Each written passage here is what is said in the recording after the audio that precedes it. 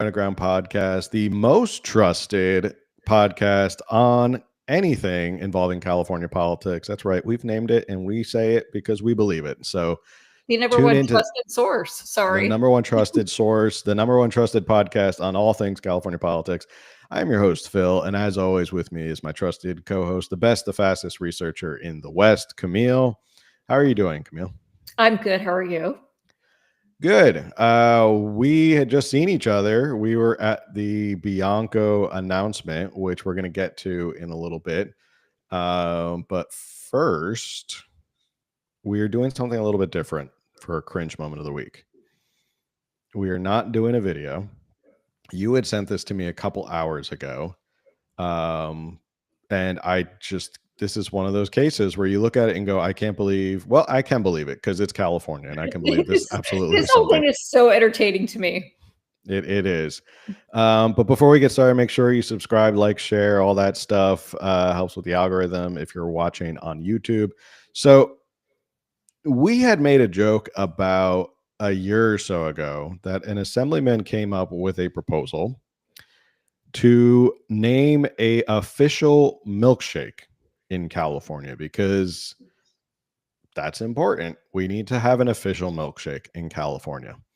But there's something new that they want to add to the list of official things. If you didn't know, there's already 42 official state symbols. I'm going to read off some of them. Okay. Some of them, I'm sure you already know these, like the bear flag is the official state flag of the entire state, right? You know, the one with the bear on it. Okay. Eureka is the official state motto. Didn't know that, but that makes sense. That. The Golden State is the official nickname, right? Okay.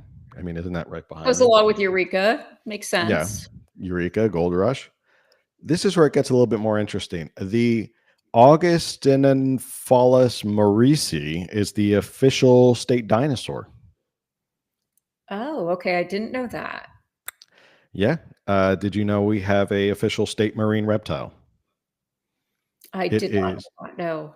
The Pacific leather backseat turtle. California now. I mean, I was born and raised here. All these things I don't know. Okay. Yeah, I have an excuse. I moved here, 10 years ago. I don't know all this stuff. I wasn't born and raised in California. So I didn't go to California. I don't know this. I'm gonna have to go study this. I'm gonna have to teach my kids this. Like the Dungeness crab is the official state crustacean. Okay. And our official state fabric is denim. Oh. So. And our state flower is the poppy. And yeah, I learned that the hard way one time. We did not get an official state slug. They tried. We talked about that on previous episodes. They tried that. They tried the banana slug. Tried the banana slug. I guess it didn't pass. And the banana slug is found predominantly like around the redwoods, I guess, which if you know California, or is it the sequoias, we have those. That's a big thing in California. So, so I understand that makes sense of why that would be our slug. I don't know why we need a state slug, but if we do, yes, I agree. The banana slug fits right in. And also the yellow gold color of it goes along with the whole golden theme or the golden state as displayed. We can't really see it right now, but it's often like above your head as like a halo. It's like the Golden State. Oh, yeah. Yep, my background. But not to be outdone. Are you ready for this? Oh, I've been ready since I found this a couple hours ago. An assemblyman by the name of Chris Rogers in Santa Rosa wants to designate an official state cryptid. And that cryptid, well, first off, a cryptid is a creature whose reported existence is unproven. So he wants to designate Bigfoot as the official state cryptid. And this is Assembly Bill 666. More on that later. I'm not going to say it. I mean, is it a coincidence that 666 and he wants to do Bigfoot?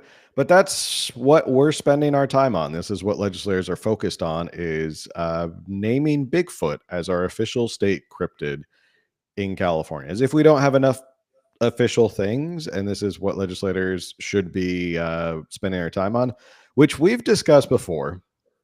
And I may be unpopular because we have friends of the show who are assemblymen. and assemblywomen and senators and stuff like that. This is reason like 537 why we need a part-time legislature in California. Okay. Yeah. And I know everyone's going to say, oh, but it's a fifth largest economy. How can you do that? I'm like, look, most of the stuff that these legislators are doing has nothing to do with us being the fifth largest economy. Like there's no reason for it. And this is example number 1000 of why we don't need legislators to have an unlimited. You said 537. Now it's a reason. That's how fast it moves in Sacramento. Is that every second reasons? It's just, they just keep adding more and more reasons why there should be a part-time legislature. Reason 537 to 1,000. Why? Yeah, it is. This is laughable. This is what they're spending their time on, and this is what we're paying taxpayer salaries for, is so that they can name Bigfoot as the official state cryptid. I actually think that a lot of the assembly members would agree with you that it should be a part-time position. And also we've talked about there should be a cap on how many bills they can author. And this is a good example of that.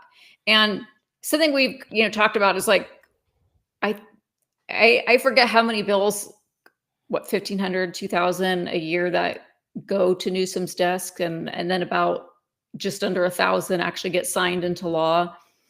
And some of them are so ridiculous. And it's like, okay, that's another law. It's another law. But some of them are just, there's something like this, or they renamed a highway or a bench or designated a day as such and such to recognize so-and-so. So, some of it doesn't really like have an effect on our daily lives, but I do question why these things are important. And back to this. So he wants, did I read it correctly? I like quickly browsed through this, laughed at it, and sent you the article. And I was like, okay, is this real? This is April Fool's. It's not April, but they want to make a statue, right? He wants not just to name this. Is it like, doesn't he want a statue, or am I totally off with that? I don't remember anything about a statue. Okay, so maybe you're wrong with that, but yeah, no, I don't see anything about a statue. Okay, so I'm wrong about that part, but we don't need a cryptid. But if we're going to have something, we already have the brown bear. Like, why? I don't understand adding this mythical creature. They also go on to say that Bigfoot is not even indigenous solely to California. Right. According to sightings, he's been sighted in Colorado, Michigan, New York, Illinois, Florida, Washington, Oregon, Ohio, and Pennsylvania. So he's gotten around. Yes, I thought it was more of an Oregon, Colorado thing, to be honest. I didn't. I thought it was Pacific Northwest. I don't associate Bigfoot with California. If you're thinking about a cryptid thing, that like a creature whose reported existence is unproven, probably a rational Democrat. That might be a good thing, like a creature whose reported existence has been unproven. But I'm joking. I don't understand why he's doing this, but it's our cringe moment of the week because it's just cringe that people spend their time on this. I have to bring up the part where how fitting that it's Assembly Bill 666. That to me just was like the icing on top of this, this very silly yet real bill that has been authored, and then to just adding even more to it, AB 666, and I just thought, okay, this is where I feel like the extreme right wingers are going to just run with this. See, they want to like erect this mythical creature. It's the golden calf, demonic 666, and all the things. And I was like, oh, this just keeps getting better. Oh yeah, it's just a plethora of things to mock California about. Yeah, to me, this is completely funny. I don't take this very seriously. Yes, it's a real bill. I'm not on the side of like this is demonic and this is their golden calf and 666 and we're all going to hell. Like I'm not there. I'm just laughing at the part about like let's name it a state cryptic and state cryptid. So we'll have to keep everyone updated whether this actually passes or not. All right. On to more serious things. We brought up that we had visited, or we went up to, you drove over, I went up to. You went north, I went east. I drove a lot farther up to Riverside, where Sheriff Bianco had formally announced. It was sort of rumored. I think the news broke last week on X about that he was formally running. We were invited to go up and check it out. It was he gave about a 15-minute speech for people who saw. We were streaming online or on Instagram, so you could go see his whole speech there. I'm sure there's places where you can go see better quality than from my iPhone. But it was a fun event. It was well organized. I was actually surprised at how well organized it was. It was very professionally done. There's a lot of energy behind Sheriff Bianco. I'm going to say that, and we've seen it on social media. We've seen it on people commenting on the post. Reels of this podcast. People are very excited about Sheriff Bianco. And I think there's a good reason why. He's probably the biggest heavy hitter to jump in on the Republican side. He's probably the guy to jump in on the Republican side. I know there's people who have said that Rick Grinnell has thought about running. We were actually talking about that with some other people we know who were at the event, that Rick Grinnell is thinking about jumping in if Kamala runs. There's some other ones who've run before, like Anthony Trimino is planning on running again. I don't think Grant Cardone is running. I think he might be helping out with the 10X California. I don't think he's going to run based on our conversation. Grant, you can tell me if I'm wrong or not. But it was a very energetic, excited room. And there was a lot of energy, and a lot of people were very excited to have Sheriff Bianco. There were protesters. I mean, that's a pretty good sign. Okay. Yeah, there were protesters. When I pulled up, there were people standing on the corner with signs about how, he's no human is illegal, and Sheriff Bianco, like, I don't know, he's the merchant of death or something like that because he's sheriff. All these crazy things. It was I would say about 8 to 10 protesters outside. But I'm like, well, you already got protesters. That's a good sign. That means you've already, your name recognition precedes you, and you already have enough cachet that people are willing to protest you. Obviously, if you're not a big person or a big deal, like, people aren't going to show up to protest you. What were your thoughts and takeaways from the announcement yesterday? Okay, so I got there a little bit earlier than you. So I was kind of hanging out outside for a while and then meandered in. And I guess what happened was it was supposed to be a private invite only event. And then word got out and people were sharing it. And so they had to, I think before you arrived, they actually closed the doors, and someone would get up on the microphone and be like, if you leave this room, you're not getting back in. We're sold out. We're packed out. People showed up. Like you mentioned, it was very organized, and I thought it was organized too. Outside, they had a couple of different merchant booths, some other just kind of Republican-esque merchant booths that weren't necessarily associated with Bianco. They had a taco stand that they were setting up, and then a bakery was giving out free treats. And so once my mom and I got in, because my mom went with me, they had actually had set up chairs, but then removed the chairs because they were like, we're going to have a packed out room. But my mom and I snagged a couple chairs and just like went in the back and sat there and waited. And so many people, the majority of people, showed up wearing Bianco merchandise, or they just grabbed them outside and changed real quick. But it was a very, I would describe it kind of like Wild West. They showed up, they're wearing their cowboy boots, their cowboy hats. Sheriff Bianco had his gun on, in a holster on his hip, something you really don't. I didn't even notice that. I wish I had taken a photo of it. I noticed it. And then, they're waiting. It wasn't a hot day, but the room was warm because we're packed in there and we're waiting. And I don't think he was late, or he showed up he started talking around 11:15. The event was supposed to start at 11. District Attorney Mike Hestron introduced him. That's the district attorney for Riverside County. And then Bianco started talking. But, before that, they grabbed their yard signs. Everyone's holding up yard signs. They're chanting Bianco. And I feel like people are going to come after me for saying this, but I felt like, and this is not an endorsement. This is not anything like that. But how it felt to me was on a very much smaller scale, the same energy that we saw when we were at convention at the end of 2023 when Trump showed up. It was like people were very, very excited, chanting Trump, Trump, wearing their Trump gear. And again, this is by no means on the same scale, and I'm not even implying that Sheriff Bianco was going to win, but it was just that same, like, it was like, my takeaway was he's kind of the Trump of California. People, the slogan a lot of people were wearing was only the sheriff can save us now. People are very excited about him. And as you mentioned, he's so far the biggest name that has been thrown in. There's talk of Rick Grenell, there's talk of Steve Hilton. And but Sheriff Bianco he's been a cop for like 3 decades and then the elected sheriff for the past 6 years. A lot of what he sees goes back to California issues. He's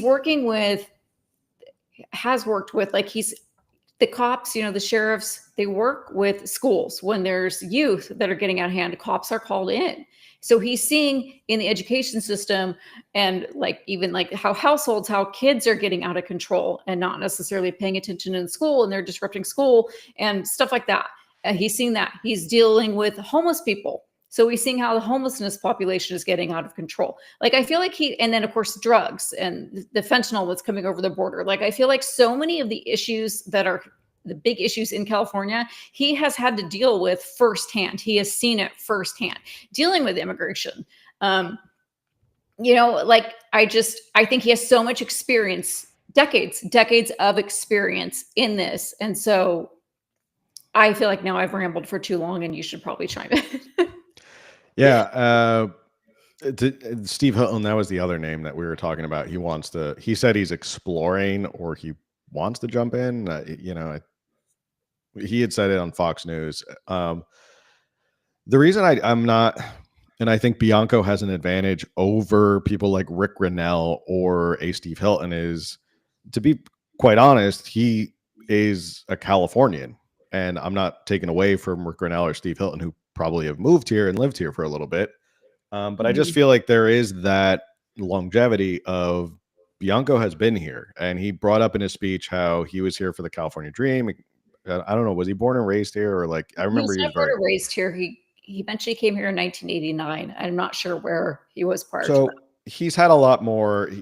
He's had a lot more experience being here in California on the ground. Raised the family here.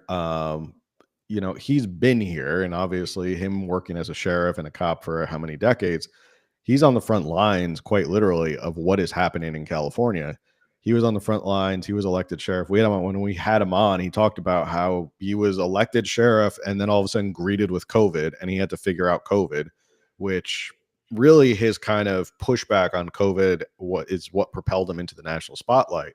So I feel like that has more cachet in the sense of, I don't want to say there's not really a better word for it politically, but there is a feeling of these bigger national names who come in and are like, oh, I'm going to be, I'm going to run for California governor. And they have sort of a little bit of a link to California that, for a lack of a better term, you guess you can call them carpetbaggers. They've come in, they don't really live here. So he does have that going for him. And I think that we also talked about, I think there is a big advantage of him jumping out first. And I think this is a smart move on his part to jump out first, because if you saw that room and you felt the energy, you go, oh geez, okay, there's a lot of people who are behind Chad Bianco. Does that push other candidates who are on the fringe to go, I don't have a shot? Chad is kind of taking up everything. He's running away with it. There's no reason for me to get in. So that is strategically good for him to get in and jump in right away. The other thing that immediately reminded me of Chad Bianco, the way he is honest and he doesn't censor himself, reminds me a lot of Travis Allen. And for those of you who probably might not remember who Travis Allen was around 2018, I think he was running against Gavin Newsom for his first term. And it was during the primaries, an open jungle primary, and everybody was in. And this is when they backed John Cox over Travis Allen for some reason, the California GOP. I'm going to go ahead and say it was because of money, because John Cox is like a billionaire and they figured he's got money, he can do this. But John Cox, to me, he's never been an impressive candidate, and they got behind him twice to run for governor. I don't know. Money talks, political consultants and money talks. I understand that to an extent, because we know it takes millions to run Yeah. For this, high governor position in a state as large as California. Because to get name recognition, it's going to cost a lot of money for ads and all that. But yeah, I never understood the appeal of John Cox as well. And then the GOP getting behind him a second time was confusing to me. And it just felt like he just likes to jump in and run. Like he just gets a thrill from that. But then what does he do outside of that? Was it the second time he ran, he toured the state with a live bear? Yes. And I'm like, what is this? Is this like a circus act now? Like we're having him tour the state with a live bear, like that's his gimmick. But more to like why Chad reminds me of Travis Allen. Travis Allen was able to harness a lot of grassroots frustration, and I feel like he was the fire breather in that primary that could take it to Gavin Newsom. I think he had the best comeback of anybody that everybody was lighting up social media about. Was they were all on the debate stage, and Travis Allen said something like, I don't know why voters would trust you with the state when people can't even trust you with their wife, or something like that, because he was alleging to the fact that like he slept with his best friend's wife or his campaign manager's wife. And the whole place was like, whoa. I'm going to have to find that clip now. But anyway, Chad taps into that. And I think that is so crucial for someone who's going to run in California. I've always said, just be bold and like not be afraid to speak your position in California. We get so many people who want to run and like win on the margins. And I don't think that really works in California if we're trying to, over the long haul, move the needle back towards center or back towards whatever far, away from the far left. And you got to be big and bold. You can't be this meek-milled, like kind of moderate Democrat, but a Republican. Like you got to be big and bold. And I think that's the benefit of Chad Bianco, is that he has no filter, and he's going to go out there and say whatever he wants to say because he believes in it. He's going to get pushback and he's going to get hate, but I think he's going to get a lot of people who are going to show up and go like, he's tapped into frustration. I agree with him on a lot of things. So, all right, the race is on. Here we go. 2026, the gubernatorial race. I'm going to find that. If you have any thoughts. People have asked us, because we were there yesterday, people have commented on some of the social media stuff, like, are you guys endorsing him? As a podcast, we will not endorse anybody. We just try to bring you information and facts, and break it down with, here's facts, here's our opinion based on those facts. Take it if you will, whatever. It's up to you, how you feel, how you believe, what who you want to back, whatever. I do wish California would get behind one Republican, but we are all going to disagree on who that one Republican is. Several people like Sheriff Bianco, but then, and I've seen this, on social media, where they're like, well, if Rickenell just jump in the race, then I'm torn. Steve Hilton is another possibility. And so I understand we're going to be split between those three. We are. I wish we could get behind one, and I understand.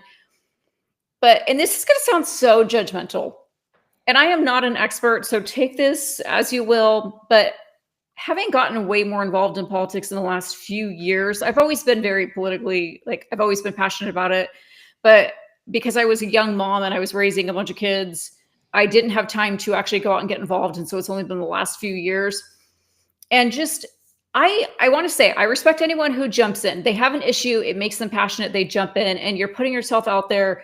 And by putting yourself out there, you're opening yourself up to criticism and all kinds of hate. And so I respect people that are like, this became an issue for me, and instead of just whining about it, I'm jumping in. I want to bring awareness. I totally respect that. I totally appreciate that. And I don't even want to belittle anyone who's ever done this, but we were discussing, and I'm not even going to throw out names, but there's just a lot of smaller names who haven't necessarily been active in politics these last few years who are saying they ran in the special election 2021, they ran in 2022, and they're saying they're going to run again. And I just personally kind of wish you guys would sit this one out and put your support behind one of these top 3 bigger names. And I see that you found the clip. So yeah, so this is from 2018. This is the open jungle primary debate with Travis Allen. This is what he said. The question is very simple, ladies and gentlemen. If you can't trust Gavin with his best friend's wife, how can you trust him with your state?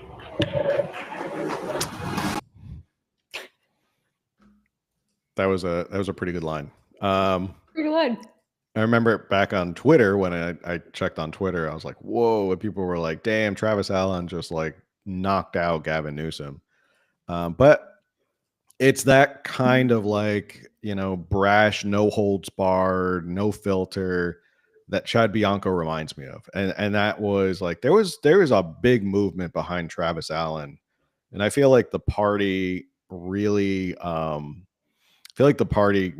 betrayed a lot of Republican voters when they went with John Cox over Travis Allen.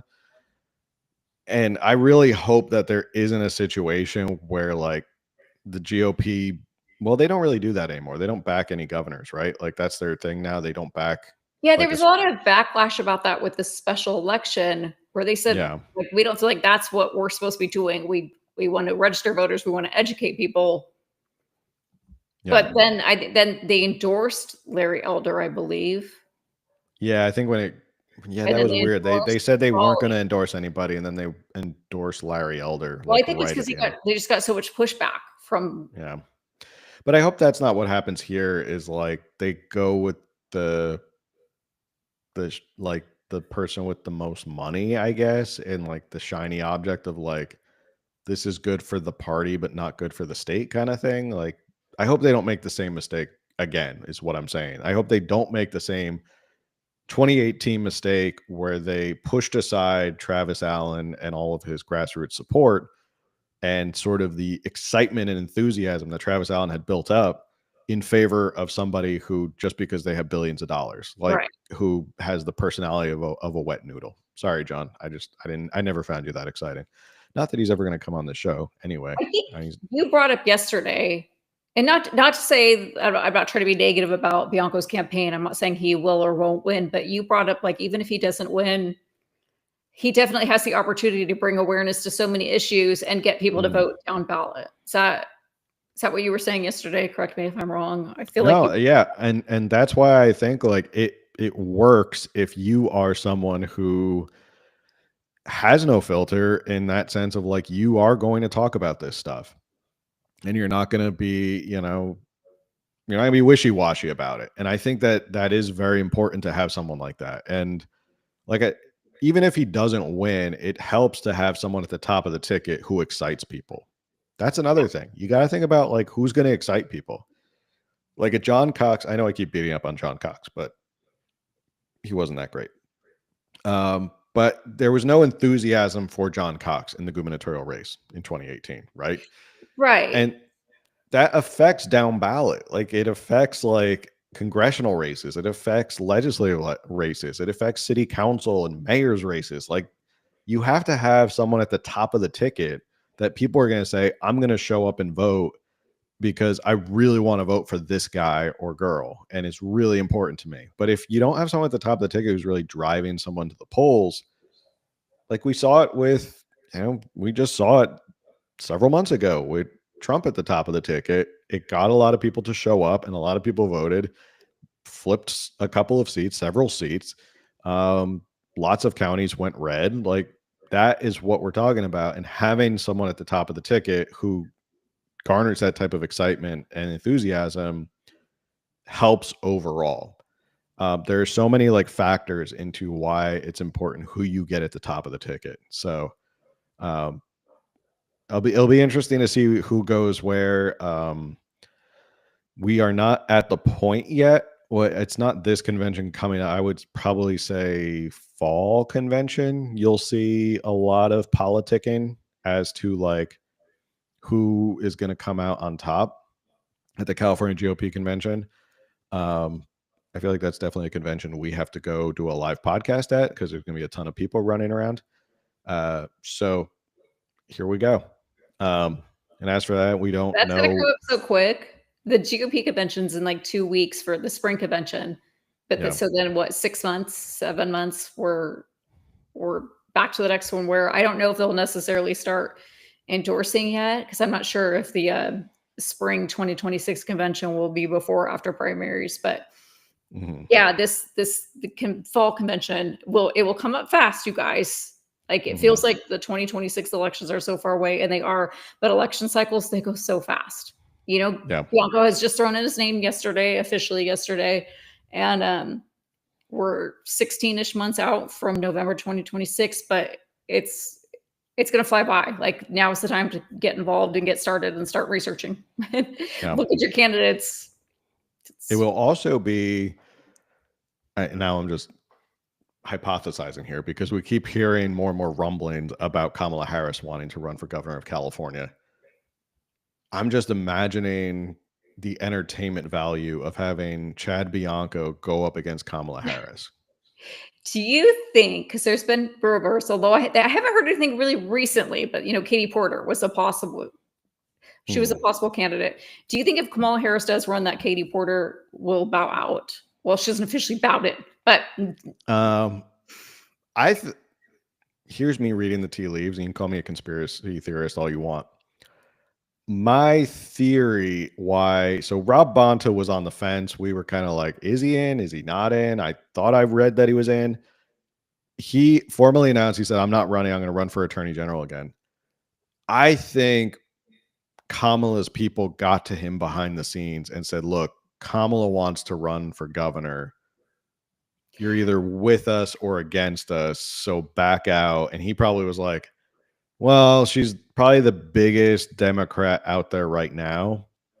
Just not really saying a lot for the Democratic Party nationally. That's the biggest person. That's the torchbearer, standard bearer. Yeah, but California, they did vote for her. I mean, right. So it will be interesting. She is so, I guess, just grating and it'll be interesting. California is a different beast. She did not win California in the primary back in 2020 or 2019. So just gives you an idea of like how popular she was compared to other Democrat candidates. She also didn't win in the primary.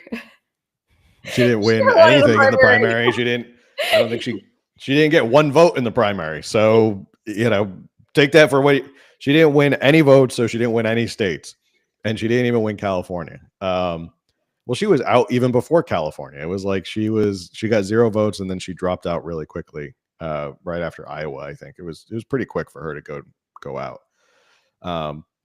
But yeah, it'll be interesting to see her versus Chad Bianco, because I feel like Chad Bianco will not hold back on someone like Kamala Harris. And then you really see a stark difference between 2 different Californias of, like, I guess you could say the rural areas, inland areas versus the coastal elites.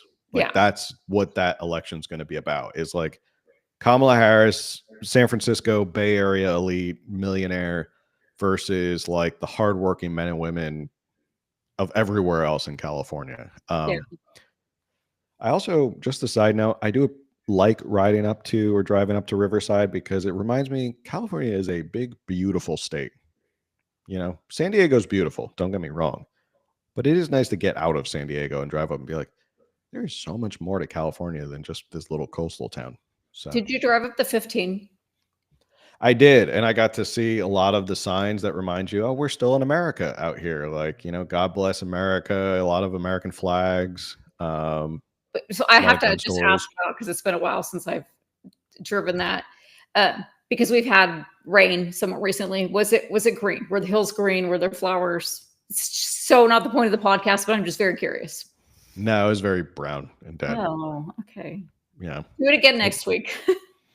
Yeah, I'm not driving up to 15 anytime soon again. I know. But it is nice to drive up. I need to explore more of California. Maybe someone in the comments should tell me like where else I should visit in California. I want to really go up to like the Redwoods or someplace up there. I want to go to the state of Jefferson. I bet it's beautiful up there. Anyway, so we got a lot to look forward to. Obviously, he's the first big name out of anybody, I think. I don't know anybody else who's really jumped in, even on the Democratic side. So, Tony Atkins jumped in, but she's not really a big name. She's a big name for San Diego. She's a huge name for San Diego. Chad Bianco may be more known in Southern California right now. But oh, here we go. Big Sur, Yellowstone. I've never been to Yellowstone. I need to go to Yellowstone. Look at that. There's so many beautiful places. There's a lot of beautiful places in California. We really do live in a beautiful state. It is. It's a beautiful state. I don't know if I consider Daniel Mercury as one of the big names. Someone said in the chat, that's definitely not one of the big names. All right. So one of the issues that Chad Bianco obviously is very outspoken about is the border and migrants.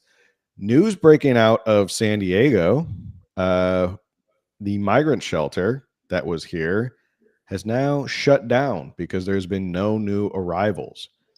All because of Trump.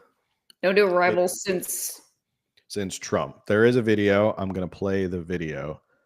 So this video is from Fox News. You sent me the tweet from Bill. I forget his name. Bill Mulligan. I'm not even sure who the tweet was. It was just like he's from Fox LA. Okay.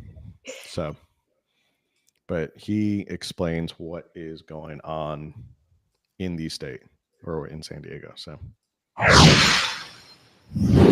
A San Diego migrant shelter shutting its doors after receiving no migrants since President Trump's inauguration. National Border Patrol Council President Paul Perez will be here on that in just moments. But first, let's get the news from Bill Malugin. He is live out of Los Angeles for us. So, Bill, how many migrants had come to this NGO recently? Sandra, believe it or not, literally zero. This NGO says not a single migrant has come to their shelter since President Trump took office. That shelter is now closing down and laying off 115 employees, and Trump has officially cut off their FEMA funding.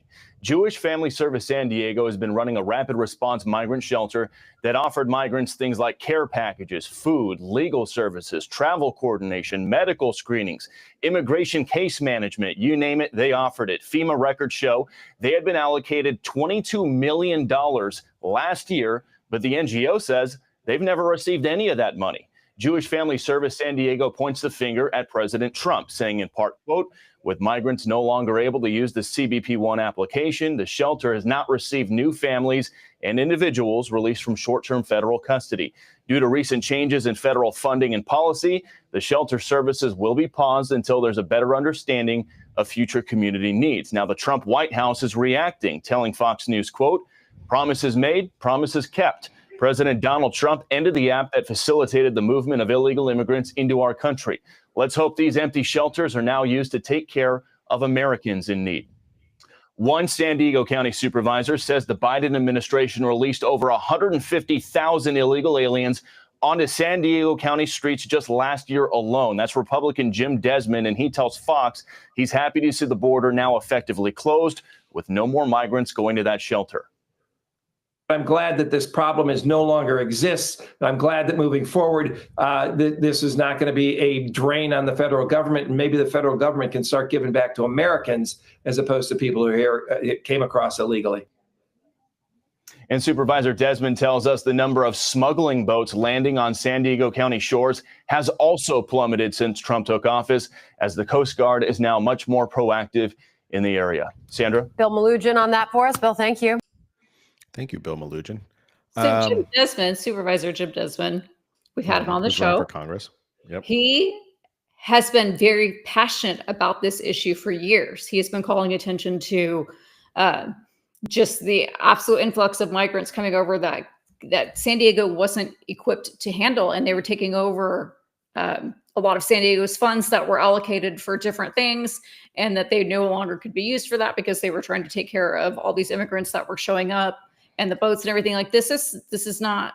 I felt very happy for Jim in this moment because I know this is something he has been passionately outspoken about and fighting against for years. So it just like to see him being like, we're not seeing this anymore. I just feel like you did it, Jim. It's happened for you.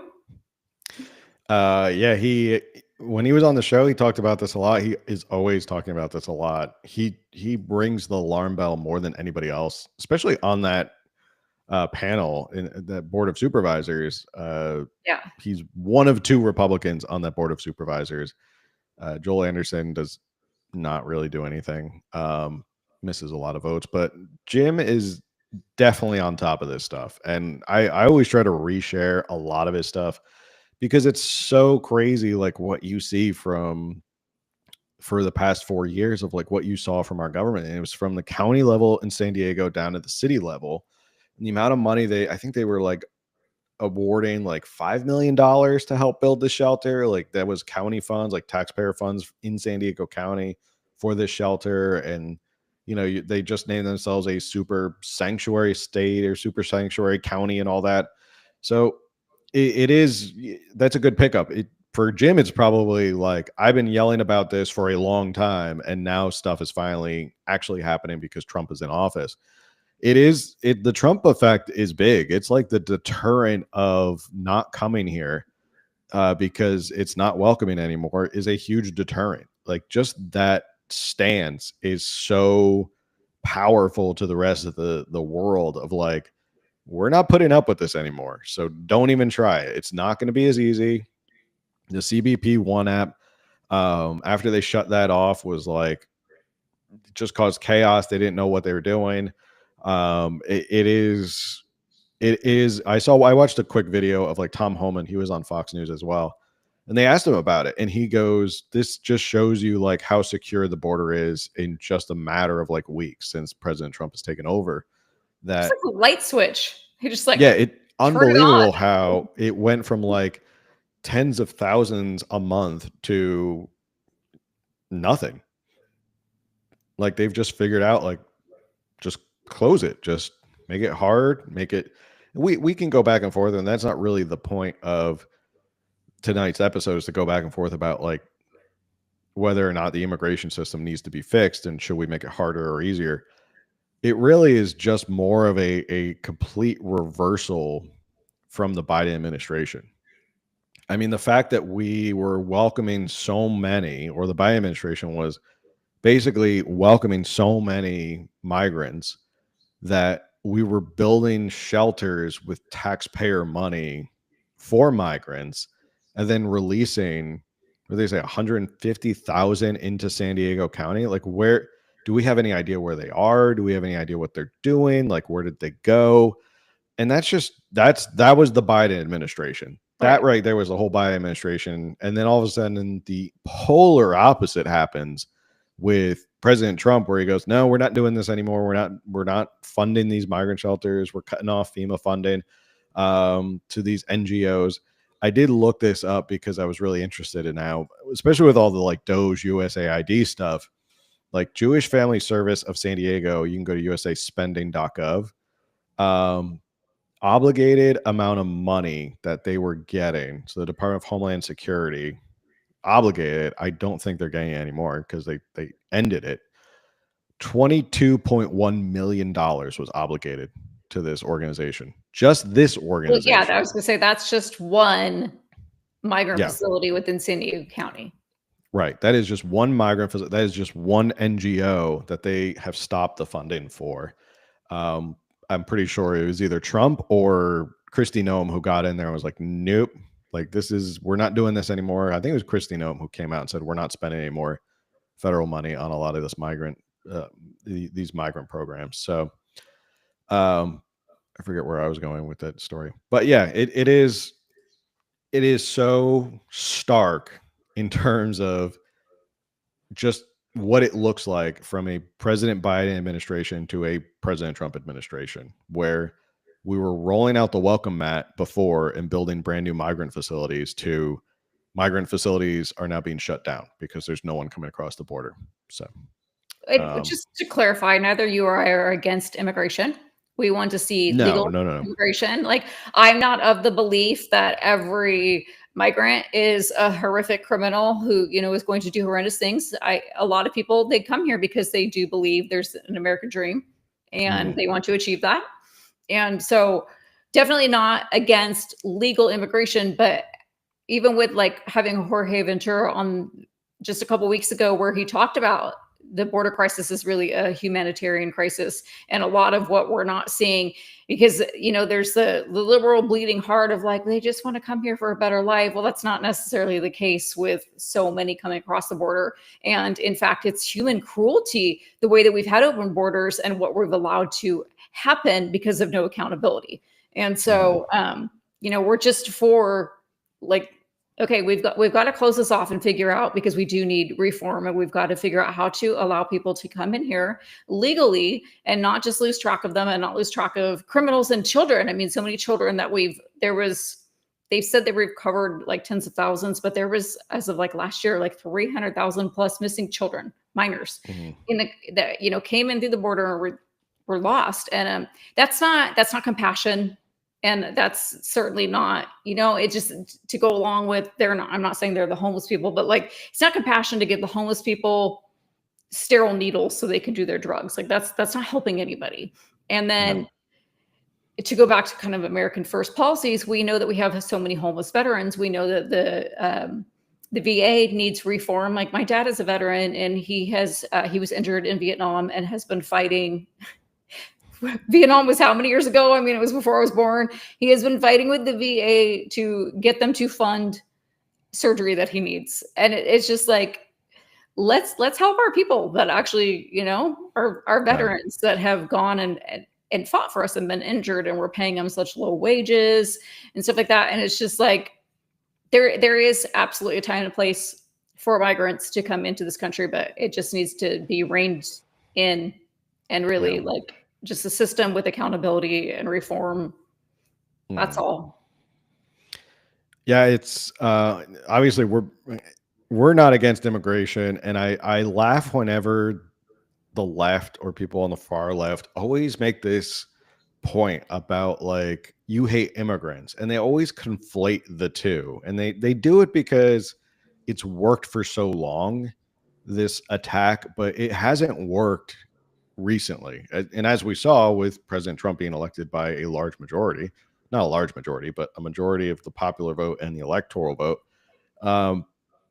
it's not working anymore. And it's not working because people are kind of going, wait a second, I'm smart enough to tell the difference between illegal immigration and legal immigration. And there's probably a lot of people who legally immigrated here who look at illegal immigration and are like, wait a second, I had to go through 10 years of attorney's fees and waiting and interviews and forms and all of this stuff to get my citizenship.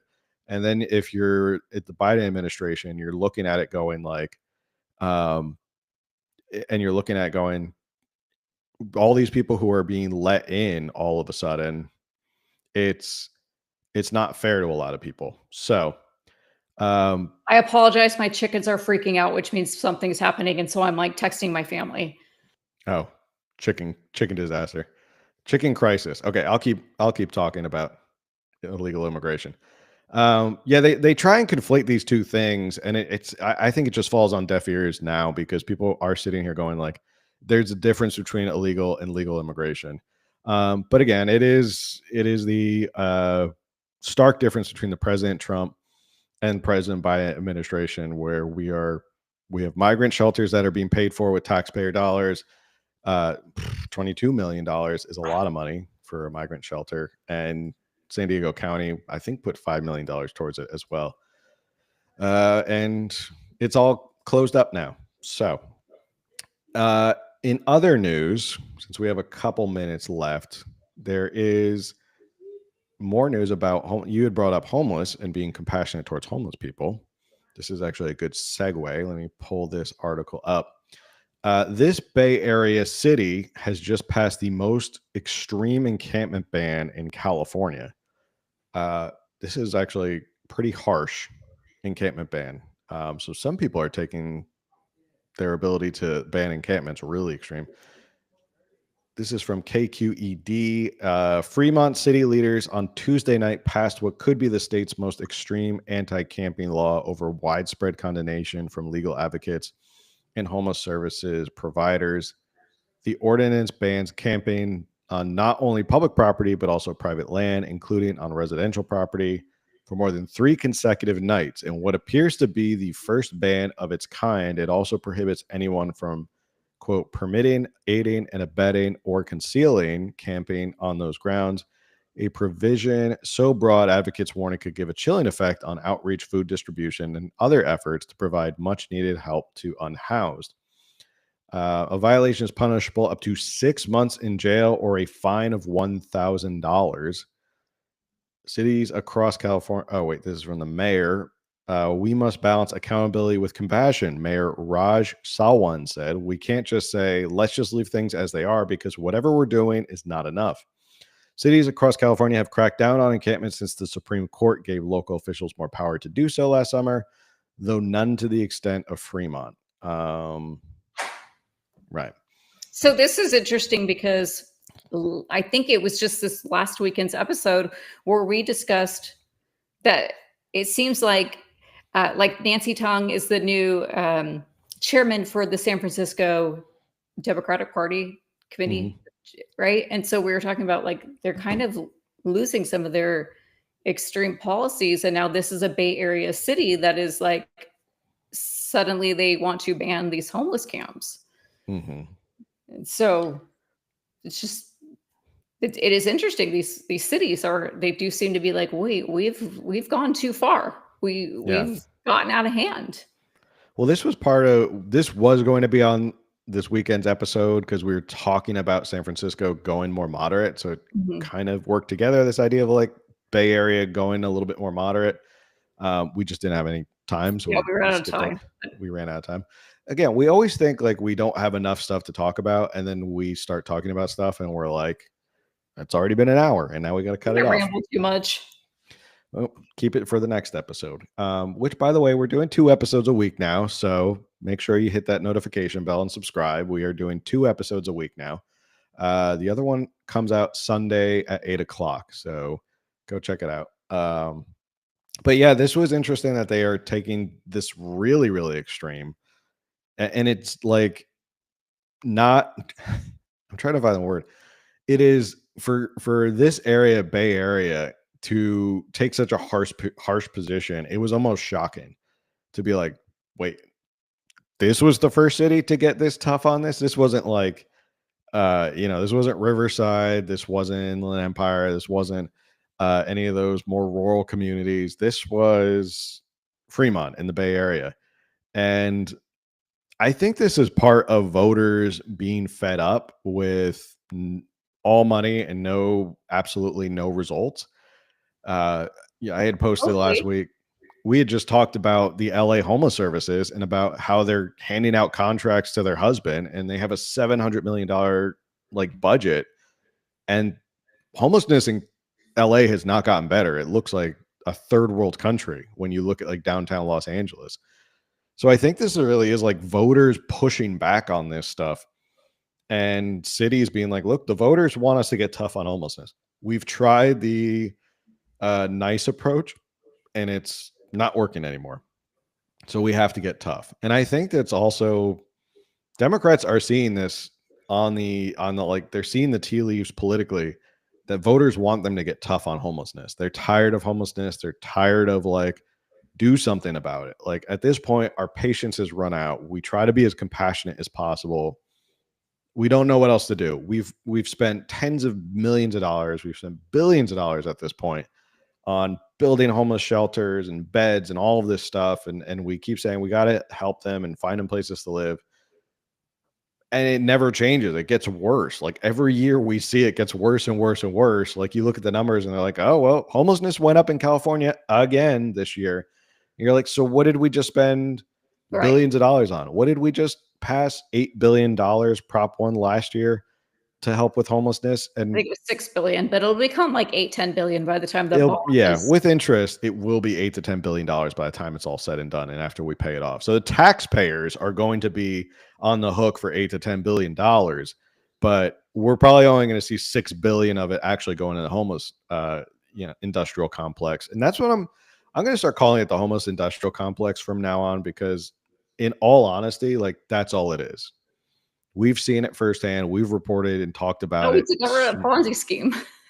Yeah. And we I still want to look into like LAHSA more because there is I have tabs open still, like because there's interesting stuff.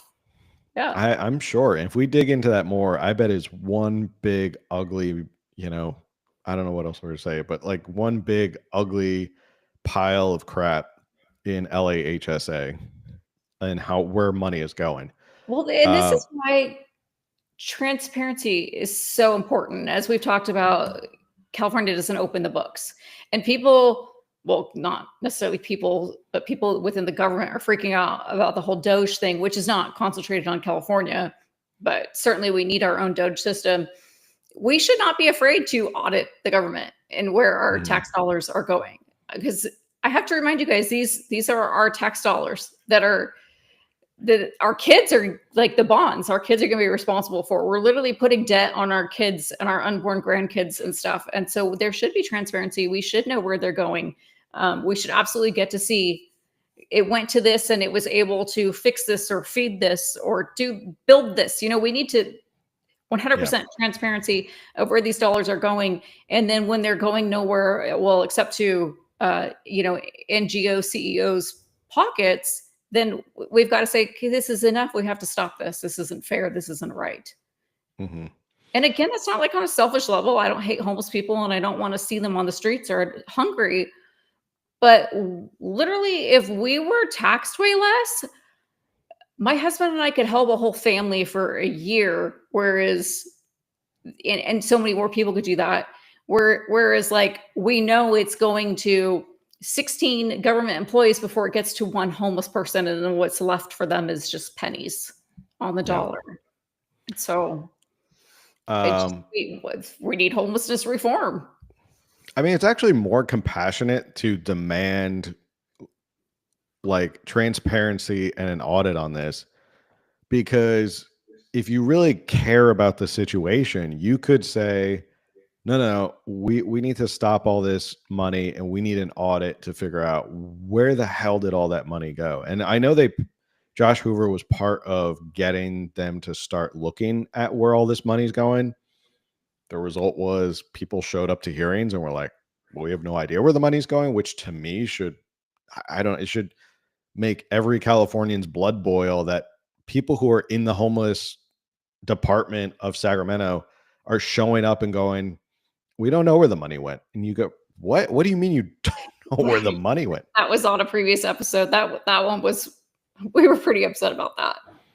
And they didn't care. They just had like no remorse at all. They were just, they showed up. Their job was to know where it was going. And then they showed up to a hearing, whatever, I don't know the legal term. With like, they were supposed to show up with the answers and their answers were, I don't know. I don't like it. And they acted all like nonchalant, but also like offended. Like, how dare you ask me why I don't have the answer to what my job is? Like, I'm paid to know this information, and how dare you question me about it?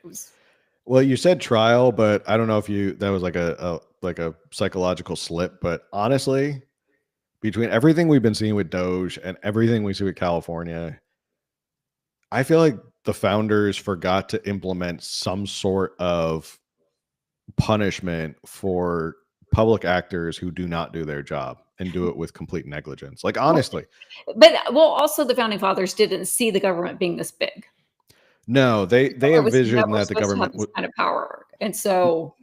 No, but I think there should be like, these people just, they don't do their job. They show up, they don't expect to be held accountable.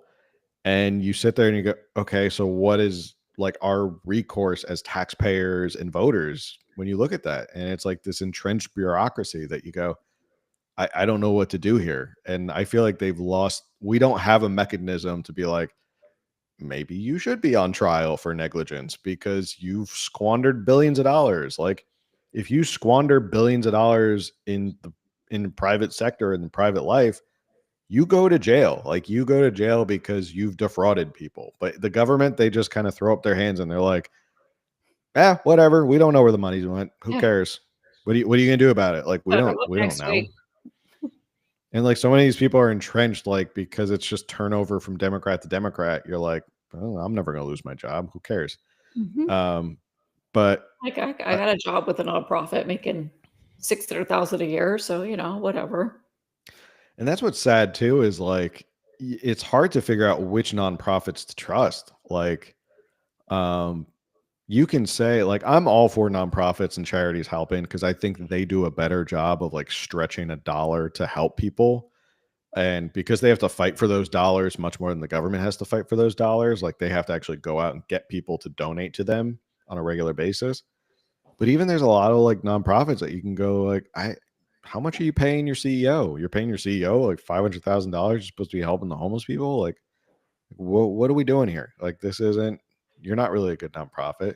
Right. So Because yes, there are many, many great nonprofits out there. I feel Yeah. like we slam nonprofits a lot, but well, I think of talking about one. the ones that are just taking advantage of everybody. I think of the one down here. It's a Catholic charity, Father Joe's Village, which was started a long time ago by a guy named Father Joe. And it's grown to be such an enormous operation. Like, it feeds so many people every single day, huge soup kitchen. And now I believe they're building their own affordable housing. Like, they're doing this all on their own, like with donations. But that's an example of like private charities that work and get it done, and they're actually helping people. So back to our original point, I don't think it's not compassionate to be like, we need to cut off all this money and figure out where it's going first before we keep spending it more and more and more. And I don't think Prop 1 would have ever had a prayer of passing if it came out after the news that we lost $24 billion for homelessness. If it that's probably another reason we speculated so much on why he did that sooner than later.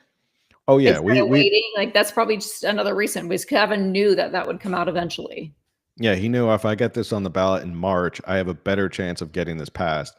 If it comes out in November after they find out we've lost $24 billion, this will never pass. Yeah.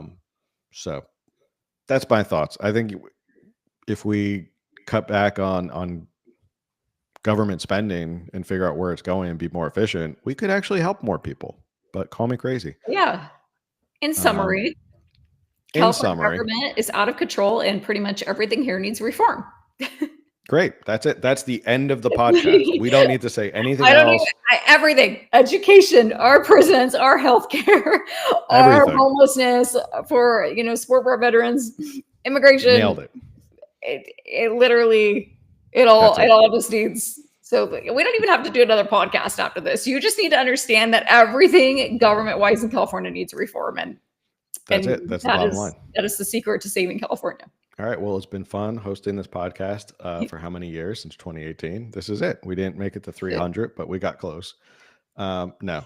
Moral of the story is, I don't know why we had Andre on. Rest in peace. He was the founder of Open Books. He was the CEO and founder of Open the Books. He just passed away recently. And everyone's always like, we need a Doge in California. I posted this on Instagram the other day. Go check out Open the Books and support them, because people are like, well, they can't do anything. I'm like, information is power. Like, information is power. Like, the more people see is coming out in California, and they worked really hard to try and open the books, pun intended, I guess, to open and get access to the state's checkbook by law. Like, they went through the courts, they went through an appellate court and all that, and got shot down.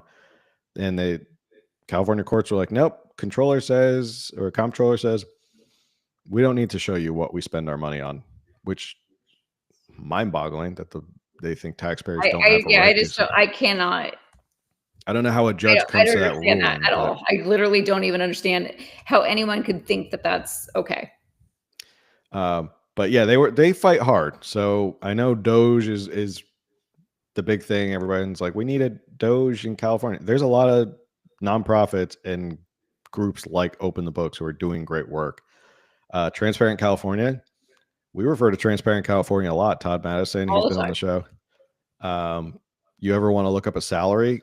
They have like everybody's salary in California on Transparent California. You can go there and like type in someone's name. Public, not everybody's salary. No, yeah, public salaries, not like my salary. Like, like that'd be pretty crazy if it was like, hey, let me put in this person's salary. Yeah. Let me put in a John's salary next door. Well, but like literally from if you work at a school, if you are an elected official, all that's on there. It's crazy. It's crazy how much money we spend. Yeah, and this is all from the government themselves, so it's not like they're making these numbers up. They get these huge blocks of data. It was like every year, like they get blocks of data from the counties and they have to upload it. That's where they're like their records are 2 years behind because it's just so much data that they have to pull up that they're always kind of like a year behind. They have to wait for everybody. Right. But 2023 was just recently released. So it's only up to 2023. You're not going to find 2024 salaries till like this time next year. But the point remains, there are plenty of organizations out there who are doing work like Doge and exposing a lot of this stuff. You can go support them. Like I said, Open the Books is definitely a big one. They do this across the country. They've done a lot in California. Transparent California is another one. They show us all the information on all the public employees. So go support them. Don't wait for Elon Musk to come by with Doge, because I don't think he's going to come by with Doge to California. And, maybe we need to put more pressure on our elected leaders and say, like, why don't you guys show us what you spend money on? If you don't have anything to hide, why don't you tell us, like, what you're spending your money on? Kind of like the same argument with what's going on with Democrats and Doge right now. Like, why are they all fighting this? Why are they fighting people finding out what's going on with our federal money? So we are at an hour. We're actually a couple minutes over an hour. Do you have any final thoughts? I don't know if anyone cares, but my chickens are fine. Thank God. That was like my heart kind of stopped when I hear him freaking out. And then I'm like texting my kids. I'm like, just tell me if they're okay or not. They're like, they're all good. Okay. Good, because it's important. I just gave Phil eggs yesterday. It's important. I got 12 organic cage-free eggs yesterday. And I sold them for $100. So good for you. IRS, don't audit me. No, I'm just kidding. We haven't cracked in. We're like hoarding eggs now. Like we got a dozen from Trader Joe's and we got it, and then we got a dozen from you. So we're just gonna start hoarding eggs eventually, Phil. Don't be an egg hoarder. Well, we're gonna see how long we can hold on to them. But for now, we don't have to worry about eggs. We're not gonna go down this egg rabbit hole again. We talked about it enough on the last episode. So any final thoughts before we log off? No. Okay. All right. Thanks to everyone who tuned in and everybody who is here on the chat. We launched our new merch giveaway yesterday morning. Go to Instagram and go find out what the rules are so you can enter and win some free merch. We have all those cool shirts like Stop Brownouts, Support Nuclear, or Local Elections Matter, or Noodles. Those are all fun shirts if you want to get them. Designed by Camille and myself. Make sure you like, share, subscribe, review, all that stuff. Helps out with the algorithm, helps more people find us. And the one thing you can do to support the show outside of merch or anything like that is share the show with somebody that you think would find this really interesting. And with that,